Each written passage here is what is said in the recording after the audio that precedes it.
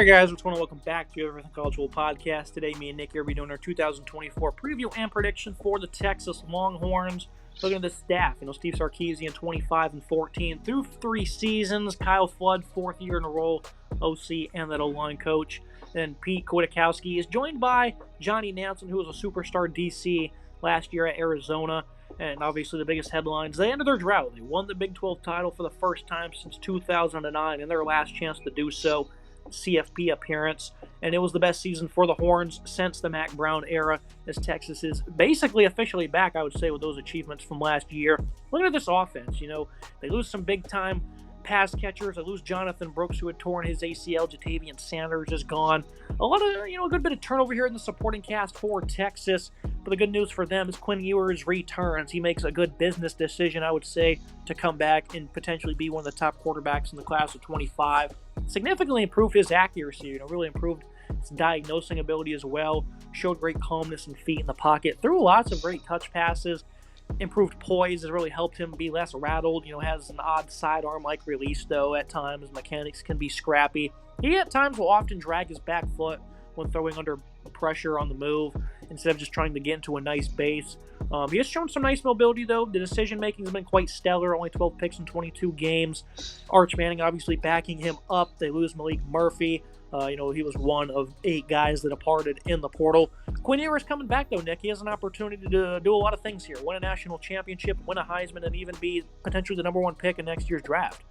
Quinn Ewers looked really good last year. He looked comfortable in the pocket, and he really developed into that star quarterback that we thought he was going to be coming out of high school. He went to Texas, or went to Ohio State. Wasn't really going to work out. Then ended up at Texas. Got the full-time starting gig and was a fantastic player last year. 69% comp rate, 3,400 yards, nearly 3,500 yards passing, 22 touchdowns, 6 picks. The picks were a little concerning at times. Sometimes those were bad decisions. I really didn't like some of those throws that led to interceptions. But outside of those simple blemishes, he was really solid in the pocket.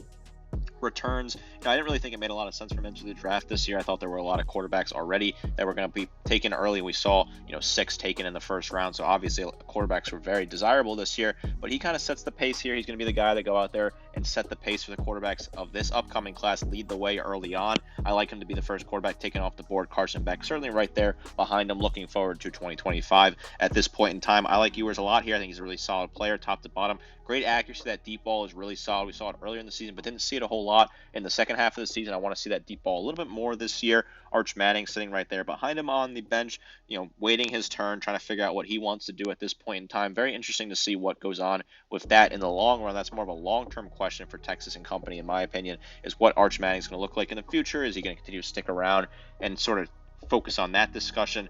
With Ewers leading the way, this offense certainly has sky-high potential. He's a really solid quarterback, one of the best in the nation. In the wide receiver room, sees 3 transfers occupy starting roles. At least that's the expectation. Isaiah Bond comes over from Alabama following Saban's retirement. Great body control, ability to adjust. This really stands out. Only had 2 drops this past season. Such a great deep threat for the Crimson Tide.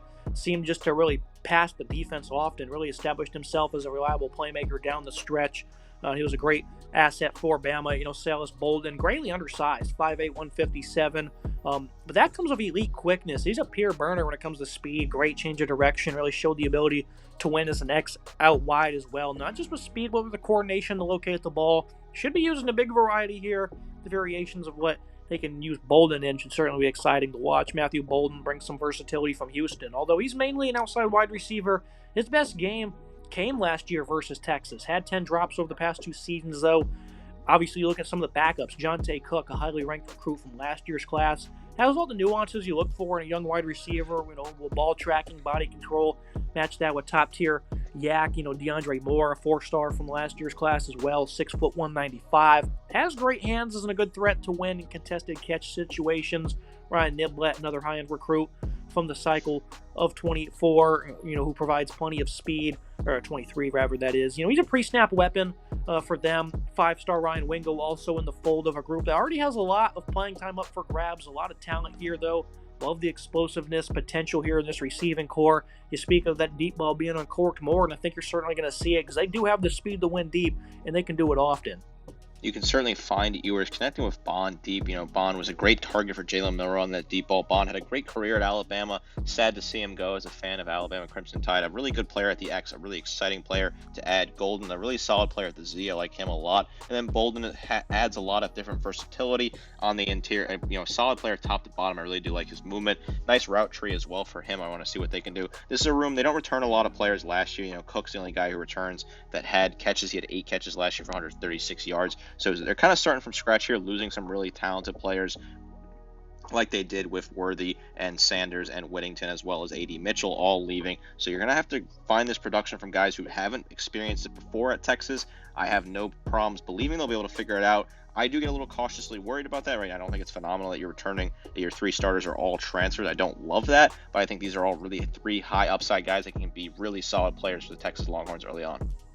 Yeah, I would certainly agree with that sentiment. It's not, great that they're all transfers, but I certainly think it's going to be a good recipe for them. And like you said, returning production isn't all that great. Isaiah Neor, Casey Kane only had 2 receptions combined last year. They also transfer out. So returning production is incredibly scarce. Amari Niblack's going to come over at tight end. Not quite big enough to play in line. Not quite quick enough to be a pure wide receiver also. So he was using a variety last year. Was using the slot, a few snaps out wide. And then as a regular just tight end for Alabama, competitive physical player at the catch point.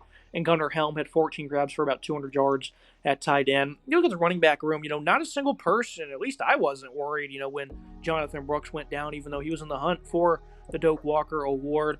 It was unfortunate what happened to him with the torn ACL. But again, nobody was worried because guys like C.J. Baxter, a 5-star true freshman last year, showcased good elusiveness, like the vision, used a lot of counter runs, good usage in the pass game, pretty good size.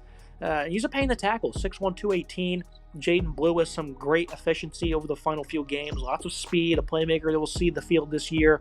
Trey Wisner also has great speed entering his second year. Should be used on occasion, screens, quick game. And the true freshman, Jarrett Gibson, a bit of a slashing back who does a good job of cutting anywhere on the field. Has the abilities to be an every down back as well. Pretty stacked room here. Baxter, I think, could certainly emerge as a potential first-team all-conference candidate. But nonetheless, they have a lot of variety here. And this is a run game that should certainly just be as good as it was a season ago. The wide receiver room returns no production, but the running back room returns plenty of production, in my opinion. Nearly, over 1,000 yards of returning production between Baxter and Blue, who both had to step up in the absence of Brooks.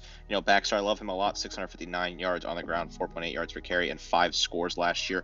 Really good numbers there. Blue, nearly 400 yards rushing, 6.1 yards per carry, and 3 touchdowns for him. Solid numbers for him, in my opinion.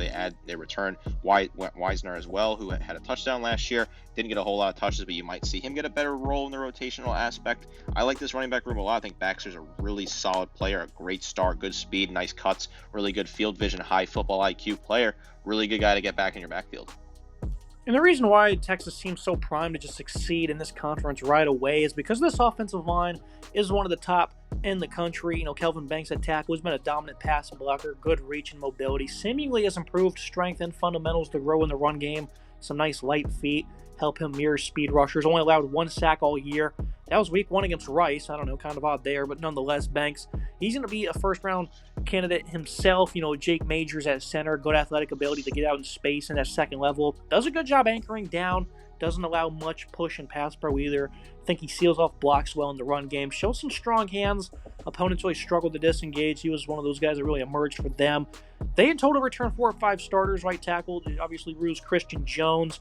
He was big for them. He wasn't talked about enough last year. Was probably the best at his position last season in that conference. Only sack allowed came versus Washington. No blemish there. Cameron Williams in his 3rd year. A player who's the next 3-star in the class of 2022. Started versus Kansas State. Was pretty great for them. So the expectation here is he joins the lineup and will be more. He'll do more than hold his own. Looking back to the interior, Hayden Connor, left guard, improved his game big time, especially in pass pro. DJ Campbell, an X5 star, started last year at right guard. Struggled a good bit, but showed flashes of athletic ability and functional run blocking. He did allow 6 sacks, though. Had issues in the last 2 games of the year as well. So you expect him to take some big steps in pass protection. This is an offensive line, I think, again, is phenomenal. Cole Hudson should provide some good depth on the interior. Connor Robertson played backup center, played nearly all of the Oklahoma game where he had some issues. So they have established starters. They have some quality depth as well, Nick. I think this is an offensive line that's going to utterly dominate this year, and the only concern would potentially be on that right side. But I think those guys are going to do very well in terms of progression. This is a very deep and healthy unit so far looking at, right? There's some really solid players here. Jake Majors is a great leader at center. Kelvin Banks, a really solid left tackle, really good protecting that blind side for Quinn Ewers. I do share your same concern with the right side. I think DJ Campbell right guard is a little concerning at times. Same thing with Cameron Williams at right tackle, but he has some experience. He played in that Kansas State game, looked okay in that game at times. Is he going to be able to step up and be that fully confident guy at right tackle? Cole Houston, you can move him around as well, put him in there potentially. Jaden Chapman, is he going to get some looks at redshirt freshman? He didn't play a whole lot last year. Is he going to get any looks at right tackle? Is that where the rotation is going to be? I think there's potential to figure it out. I do like this offensive line. That they're a solid unit top to bottom. Offensive verdict, the Horns unit is primed to be even better than it was a season ago, with another year for Ewers and his offensive line to develop. While despite losing some major producers at wide receiver, group seems to even have more explosiveness in a deep running back room. They will largely see a Blue-Baxter duo getting a great part of the work. Again, no one was worried when Brooks went down, and they all delivered, showcasing the great confidence they have in the backfield. That's only going to continue to blossom. Great stuff from the Longhorn offense. Defensive side of the ball, and this is something the last couple of years I talked about with Texas, how this defense is good, and they're no slouch, especially against the run, and the rest of college football found out about it, of how good the interior was, led by Tavondre Sweat and Byron Murphy. And I said it repeatedly, these guys can play at any level of football, and they finally were able to showcase that on a grand stage. They returned 6 starters. They obviously lose their top tackler as well. 2 good corners depart. Defensive line, Trey Moore, a highly sought-after transfer, stays in state from UTSA. Plenty of inside moves, effective on twists, has speed and fluid hips. Far from a power rusher, doesn't have the greatest bend due to having a bit of a weaker base, but showcases a nice arc. Highly productive pass rusher the last 2 seasons for them. Alfred Collins on the interior. He's really expected to blossom into a game record, and I think he's certainly going to have to. Tough, powerful player. Doesn't possess great athletic ability, but moves laterally pretty well. I like the motor.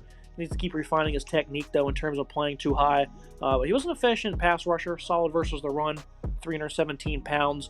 Again, the 2 bookends they lose on the interior leads to guys like Vernon Broughton. He's a top returnee at 307 pounds. He was a good run stopper. How will he handle his starting role over, being a reserve is the biggest question. Tia Savia, 298, Arizona transfer, is pretty admirable performer for the Wildcats. Sedier Mitchell only saw a few snaps last year, 6'6", 335, though has slipped down the depth chart. Third-year manager Ray Bledsoe looking to earn playing time. Another guy in Bill Norton arrives from Arizona, was previously at Georgia, 6'6", 300. He's been a solid run defender. And Jermaine Lowell, he's been around since 2018 on his 3rd different school, a good run defender at 310 pounds. Really hasn't been productive since his early days at Arizona State, Nick, but he did showcase a quick step and some violent hands. We'll talk about the pass rushing department here in a second, but what do you make of this interior, losing 2 big-time guys? But they have a lot of size they return. I think somebody counted like 7 guys on this roster of 300-plus pounds. They return a lot of solid players, but losing Sweat and Murphy on the interior are 2 really solid pieces that are tough to lose. Definitely, right? You're gonna feel that loss between Murphy and Sweat, 2 guys that just clogged the gaps and were really solid. I do like the adds they added here. I do think they brought in some solid players. They have some solid players. I think Vernon Broughton is a guy who could step up. He had 17 total tackles, 4.5 tackles for loss, 1 sack in rotational appearances last year. Solid numbers there. Alfred Collins, another guy with 22 total tackles, 2 tackles for loss, 2 sacks last year for him. Decent returning production. I like the size on him. This is a very big unit top to bottom. And then when you obviously look at Trey Moore, a really incredible add from UTSA last year. He had 45 total tackles, 14 sacks, a team record for UTSA last year. 1 interception as well. He was a guy that was highly sought out from the portal. Alabama was sniffing around. They spoke to him. They were in there for the final battle to try and grab him. He ends up staying home and committing to Texas here. An incredible ad, one of the best ads the portal, and a guy that can have immediate impact at 6'3", 235. I love him a whole lot. Move him around, get him involved early on. He's going to be a very big key feature in this Longhorn pass rush. Moore obviously going to be the leader for them, but Barron Sorrello took some big steps this past season in terms of balance in the run and pass game. Production took a bit of a dive, but he was a good starter, and I think he still will be. Behind him, Ethan Burke, he was a high-energy playmaker last season, proved to be a really good run defender for them in his 2nd season. The Jack Rusher backup's going to be Justice Finkley, a top 100 recruit in the class of 22.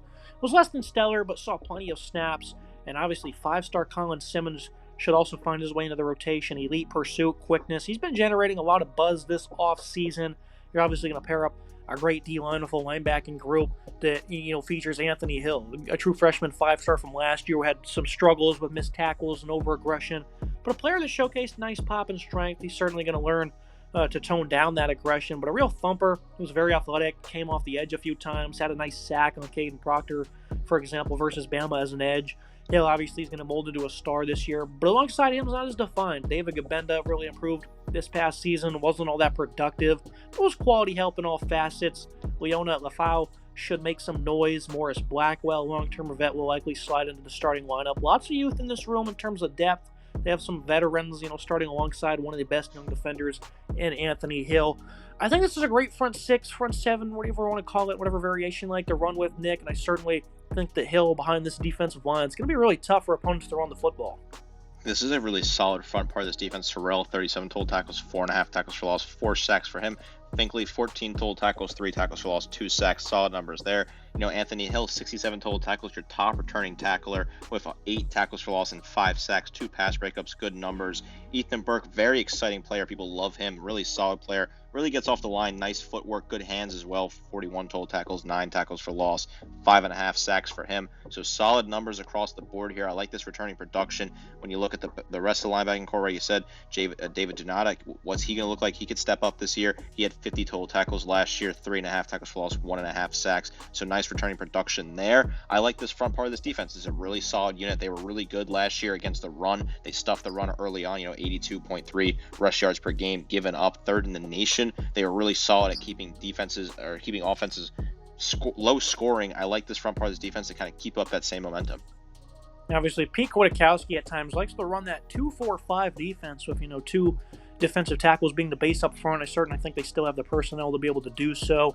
Look at the biggest concern with Texas, though, and we talked about it numerous times last year, and I said that it was going to cost them against Washington. I didn't think they would get annihilated like they did, though. This is a secondary that's certainly been the weakest link for the Horns, and even though the trenches are clearly polished enough to play with anyone in FBS, the secondary maybe not so much. Jadot Barron returns, versatile nickel corner, showcased good anticipation and timing and coverage, was great as a blitzer and getting run stops. He's a playmaker at 5'11", 190. The stellar play of true freshman Malik Muhammad and Gavin Helms helped force out Terrence Brooks. Mahomes should evolve into one of the top corners in the conference. With great short area quickness and stickiness. Holmes was pretty good in coverage as well. True freshman Wardell Mack and Kobe Black appeared to be next in line. You have another redshirt freshman in Warren Robinson also in the fold. Lots of you at that corner, though. The loss of Brooks is quite massive as this unit, again, already had plenty of struggles. He struggled himself. Him and Ryan Watts, they got cooked against the Huskies. They're no longer here. Again, mainly with the limitations at safety is also why it might become more of a concern. Andrew McCumba, though, from Clemson, a versatile safety, very fluid, great explosiveness. He has that burst to close. Has really yet to capitalize off of what was an elite debut season in 2021. Only 1 career interception to his name. Derek Williams, though, was a freshman that played very good. Was a nice tackler. Thought he was very helpful in run support. Remains to be seen how a full-time role will do for him, though, in coverage. Michael Tafai should be a solid depth piece. He had a stretch of 3 straight games of an interception last year. Xavier Filisami, 5-star true freshman. He was a late flip from Florida. You'll see some time as well. Jaron Thompson, he wasn't great from a coverage perspective, but that was a really good football player for them at safety. And Jalen Galoo provides some solid depth at nickel. The secondary is good talent with high upside, but they have just been poor at covering. They got beat tremendously. They were able to, record 16 interceptions, but they lack, a true center fielder. It looks like Mukumba, I think, can be that. Remains to be seen. Lackluster play at corner hasn't helped them either. Not sure that's going to change, at least over the first half of the season, Nick. Again, it was nice to see some of these players emerge, but their 2 starting corners weren't all that great this past season, and now they're gone, which is going to hurt the depth. This is certainly a secondary unit that's lacking a little bit of depth, and it does worry me. I think Macumba's a great ad, right? I love Andrew Macumba. I've been high on him. I thought last year was going to be a big breakout year for him. Didn't quite do that. Really didn't work out for him at Clemson. Found himself on the outs. And now he ends up at Texas. I think there's a lot of talent in Macumba. I think there's a lot of opportunities for him to develop into an absolute star. I love him. I think he's going to break out this year. I'm really hoping he does, because I've been saying I said that last year. Hopefully he breaks out this year. I think Barron is a really good player. They return in the secondary 60 total tackles, 4.5 tackles for loss, and 6 pass breakups for him. Good numbers. Jaron Thompson, 38 total tackles, 7 pass breakups. 3 picks returning. Really nice production returning there. Malik Muhammad, 31 total tackles, 4 pass pickups for him as well. So some nice numbers there. They return some solid players. They lose some solid players. It's a bit of a mixed bag here. This pass defense was not great. Right, 116th in the nation last year. So you certainly want to work on that. It's not been great at all during Steve Sarkisian's reign here in Austin. Is this the year they're going to finally figure out in the secondary? I would hope so. Certainly, it looks like they have the pieces to do so. For this side of the ball, plenty of holes to fill for the Horns, but they have done a great job of recruiting. Some of the portal lads will be on the field plenty this season. The run defense, again, has been legit. Major losses will contribute to maybe a slight step back with the rotation, and big physicality with the bodies they have won't change, so it's not going to be much of an issue. Hill at middle linebacker, he's going to be terrific. The surrounding talent I'm not as sold on in the middle. And again, while the secondary has some good upside, it's mainly been a struggle area in Sarkisian's era for a couple seasons now. I think they should slowly mold into a more formidable unit, but I certainly think it might cost them in some games early in the year. Look at the prediction for the Horns. They're well equipped as they enter the SEC of impressive talent across the board. Size and physicality is going to reign supreme for them as they have become one of the nation's best in the trenches. Ewers coming back is monumental for all parties, while supporting cast features a never-ending amount of speed behind an elite offensive line. The thing for Texas is how much this defense will regress, as again they lose some high-end players. Well, they certainly have a slew of issues to work out as well. They're certainly going to contend. No issue there, right? I certainly think that 11-1 is a very valid prediction. Week 2 at Michigan is going to be very interesting to see how they can handle that physical defense. I think they'll lose at home to Georgia. I see them losing the Cotton Bowl to Oklahoma, a game that at the end of the day is always going to be a toss-up next. So I wouldn't read too much into that one. Overall, pretty easy schedule, I'd say, if they can navigate Michigan well. Georgia's going to be tough. After that, though, I think the biggest contest they might lose, the biggest trap game for them, is going to be November 30th at Texas A&M. That is a game that I think they could certainly slip up and lose. A-plus offense, giving the defense a B-plus for now. Probably going to bump that up as we get closer to the season. I think it's a little bit harsh of a grade. 10-2 for me. Will this be a playoff team? We'll see on the predictions we get for the other teams. More than likely, yes. Strength of schedule, I think, is certainly going to be a big beneficiary for them, though, with that non-conference matchup. Certainly can see this Texas team in the playoffs. Gone are the days of the struggle era of Tom Herman and Charlie Strong. Texas is back to a high level. They showed it last year by making the playoffs and winning the Big 12, and they could have played for a national championship, but they really had a bad game against Washington, certainly in that second half. Now they return a lot of talent. Ewers comes back, really looks loaded there at quarterback, gets a lot of talent around him now at wide receiver. Guys they add from the portal, really nice adds to kind of work out that wide receiver and running back room. Looks really talented and stacked. The defense, is the defense going to hold up? That's the biggest question mark here. The schedule is very favorable. I think they'll handle Michigan on the road in week 2. A lot of question marks about what's be going on with Michigan. I have them beating Oklahoma. The lone blemish for me right now is Georgia, but if we get to a point where if Georgia beats Alabama, who they meet earlier in the season on September 28th, and Texas is unbeaten, they had just knocked off Oklahoma in the Red Rover rivalry, we can have a matchup of unbeaten Georgia and Texas in Austin. It could be the biggest game ever in Austin for that crowd. It can be an absolute monster game. I was there when they played Alabama in 2022. That stadium is no joke. That crowd is absolutely rocking when the game is important to them, and their game day will come in town certainly for that matchup, regardless if either team has a loss at that point in the season on October 19th. A game to certainly circle if you're a college football fan as an elite matchup between two of the biggest brands in the country. Really excited to see how they fare at Kyle Field for the first time since that rivalry was lost in the previous conference realignment. If you remember back in that game several 10 plus years ago, they walked it off with a kick in the last seconds, a game-winning field goal to bookend at the rivalry for that time being. Now it's getting reopened. That book is getting another chapter. I'm super excited to see what that looks like when A&M hosts Texas at the end of the season. Could potentially be a slip-up game. I would highlight that as the trap game if you're going to pick one on the schedule right now. That's the way I'm going to look at it. The rest of the schedule, I think, is very cut and dry. You're going to figure that out, get that job done. This Texas team should be in the playoffs. Steve Sarkisian is certainly cooking up something in Texas State Capitol. This is a very good football team Texas has.